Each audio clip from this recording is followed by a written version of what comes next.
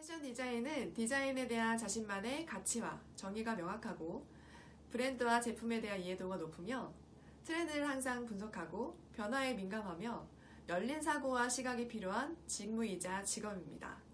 특히 패션 의류 디자인은 자신이 기업 브랜드로 갈지 또는 디자이너 브랜드로 갈지 아니면 다른 기타 방향으로 진로를 설정하는지에 따라서 자신이 가지고 있는 능력이나 태도, 자세 등을 달리 보여줘야 합니다. 지금부터는 기업 브랜드로 방향을 설정했을 경우 필요한 자세나 능력에 대해서 알아보도록 하겠습니다.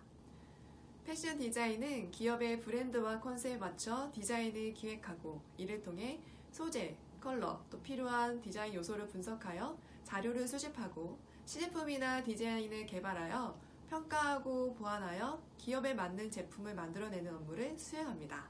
하지만 처음부터 디자인과 제작에 참여하여 모든 업무를 수행하진 않습니다.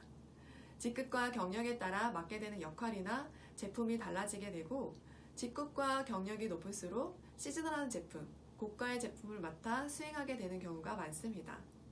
또한 회사의 사이즈에 따라 맡게 되는 업무 또한 세분화되어 있습니다. 그렇기 때문에 대부분 신입사원의 경우 업무를 직접 수행하기보다는 배우는 쪽의 업무를 먼저 수행하는 경우가 많습니다. 예를 들면 원단을 직접 챙긴다거나 샘플 피팅 모델이 되어서 선임들이 주고받는 의견을 직접 들을 수 있는 기회들이 생기게 되는데 이때 중요한 건 선임들이 어떤 이유로 어떤 부분을 왜 수정해야 하는지 등을 잘 듣고 캐치하는 자세가 필요합니다.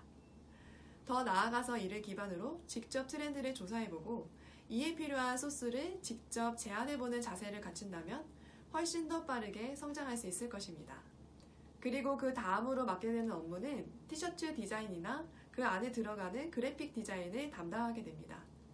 이렇게 기본적으로 순차적으로 일을 배워나가면서 자신의 영역을 넓히고 높여나가는 일 중에 하나가 디자이너입니다. 업무의 내용을 보면 알겠지만 일반 기업 브랜드의 디자인은 무조건적으로 창의적이고 크리에이티브해야 한다가 중요하지는 않습니다. 자신이 가지고 있는 색깔을 가지고 기업의 브랜드와 컬러에 맞춰 얼마만큼 받아들이고 수용할 수 있는지 그러한 자세를 가지고 있는지를 보여주는 것이 중요합니다. 풀어서 말하면 저는 저만의 이런 색깔이 있으니 이게 제일 중요합니다.